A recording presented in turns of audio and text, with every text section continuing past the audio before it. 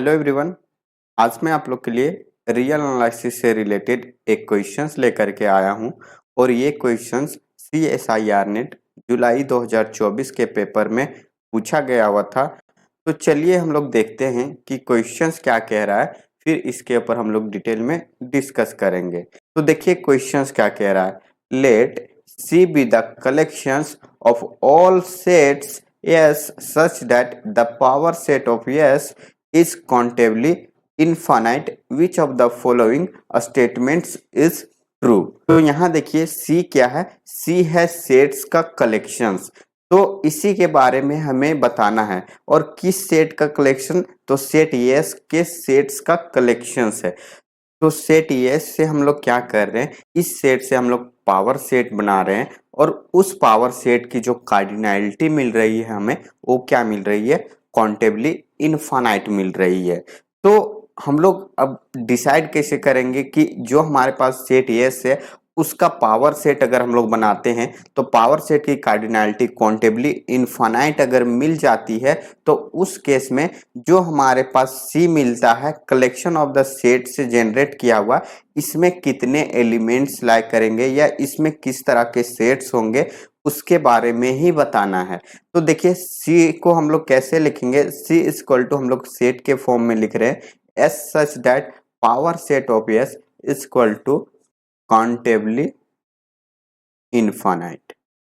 तो यहां से पावर सेट के बारे में हमें ये पता चला कि जो पावर सेट की कार्डिनैलिटी मिलने वाला है वो क्या मिलेगा, काउंटेबली इनफाइनाइट मिलने वाला है।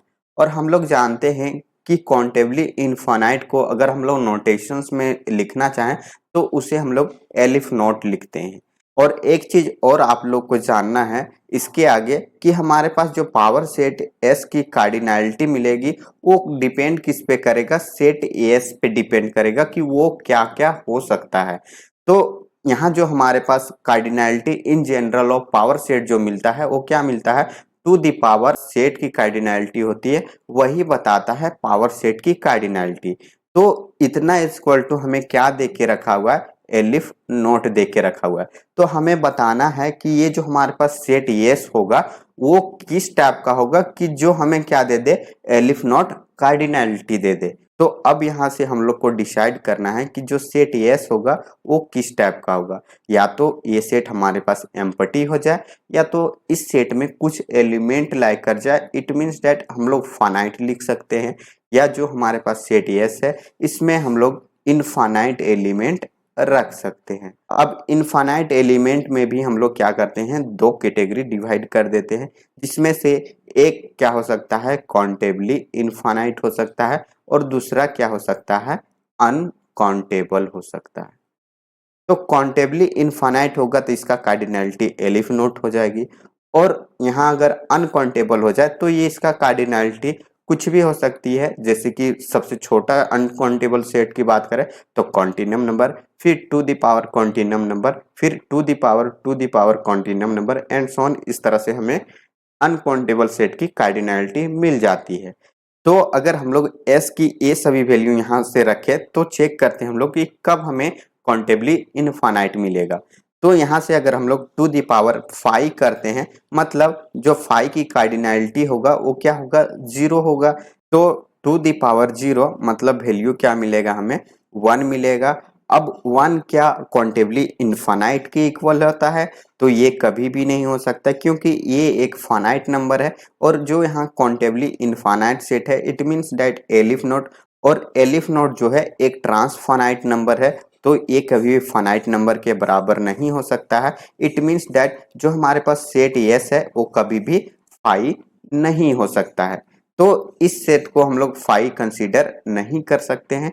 सिमिलरली जब हम लोग सेट एस को फाइनाइट सेट लेते हैं तो क्या मिलेगा, two the power finite set की कार्डिनैलिटी अगर हम लोग n मान लेते हैं तो टू दी पावर यहाँ n हो जाएगा और ये भी कोई एक फाइनाइट नंबर देगा और ये कभी भी ये ट्रांसफाइनाइट नंबर एलिफ नोट के इक्वल नहीं हो सकता है, इसलिए हम लोग फाइनाइट सेट को भी कंसीडर नहीं करेंगे। अब इनफाइनाइट सेट में हमारे पास दो कैटेगरी जो अभी मैंने आप लोग को बताया हुआ था, तो यहाँ अगर two the power aleph naught करते हैं हम लोग, मतलब काउंटेबली इनफाइनाइट वाला लेते हैं, तो two the power aleph naught मतलब ये कॉन्टिन्यूम नंबर के बराबर आ जाता है और ये क्या होता है, अनकाउंटेबल होता है। तो इसका मतलब ये है कि जो सेट यस की कार्डिनैलिटी होगी वो एलिफ नोट भी नहीं होगी। सिमिलरली अगर हम लोग अनकाउंटेबल में से कोई भी सेट को अगर लें तो वो कभी भी हमें काउंटेबली इनफाइनाइट नहीं देगा किसी भी कंडीशंस में। इट मीन्स दैट हमारे पास जो सेट यस होगा इसमें ये किसी टाइप के एलिमेंट इसमें एग्जिस्ट ही नहीं करेंगे कि जिसका अगर हम लोग पावर सेट करें तो वो काउंटेबली इनफाइनाइट सेट के बराबर दे दे। तो इसका क्या मतलब है, तो इसका मतलब ये है कि जब सेट यस में ऐसा कोई एलिमेंट ही नहीं एग्जिस्ट करेगा जो हमें इसके बराबर कार्डिनैलिटी दे दे, तो जो सी यहाँ सेट हमारे पास कलेक्शंस बन रहा है सेट यस का, उसके अंदर भी हमारे पास कोई भी एलिमेंट नहीं होगा क्योंकि सी के अंदर वैसा कोई सेट ही एग्जिस्ट नहीं कर रहा है। तो वहां से हम लोग ये बोल सकते हैं कि जो हमारे पास सी है वो क्या होगा, एक एम्पटी हो जाएगा। तो जब हमारे पास सी एम्पटी आ गया तो आप देख सकते हो ऑप्शन फोर्थ में सी एम्पटी गिवन है, इट मींस हमारा फोर्थ ऑप्शन करेक्ट होगा। अब फर्स्ट देखिए क्या है, there is non empty finite set in C, तो ये इनकरेक्ट होगा। सेकेंड में क्या है, there exist a countably infinite set in C, तो ये भी हमारे पास इनकरेक्ट आ जाएगा। सिमिलरली थर्ड में क्या है, there exist an uncountable set in C, तो ये भी क्या हो जाएगा, इनकरेक्ट हो जाएगा। तो इस क्वेश्चन का जो करेक्ट आंसर है वो क्या है, फोर्थ ऑप्शन है, और बाकी का जो ऑप्शन है वो आपको इनकरेक्ट मिलेगा। तो आई होप आप लोग को समझ में आ गया होगा इस क्वेश्चंस का एक्सप्लेनेशंस कि कैसे हम लोग इस टाइप का क्वेश्चंस को कर सकते हैं। जो भी लैंग्वेज वाइज हमें दिया जाता है बस उसकी लैंग्वेज को अंडरस्टैंड करना होता है और बाकी जो सेट थ्योरी का कॉन्सेप्ट है उसको हम लोग को यहाँ अप्लाई करना है। तो चलिए फिर मिलते हैं हम लोग नेक्स्ट क्लास में नए क्वेश्चंस के साथ। जाते जाते मैं बता देता हूं कि अगर आप मेरे चैनल पर नए हो तो प्लीज़ सब्सक्राइब करके बेल आइकन जरूर प्रेस कर दें ताकि नेक्स्ट आने वाले लेक्चर्स की नोटिफिकेशंस आप तक पहुंच जाए। तो thank you so much for watching this video. Bye bye, take care.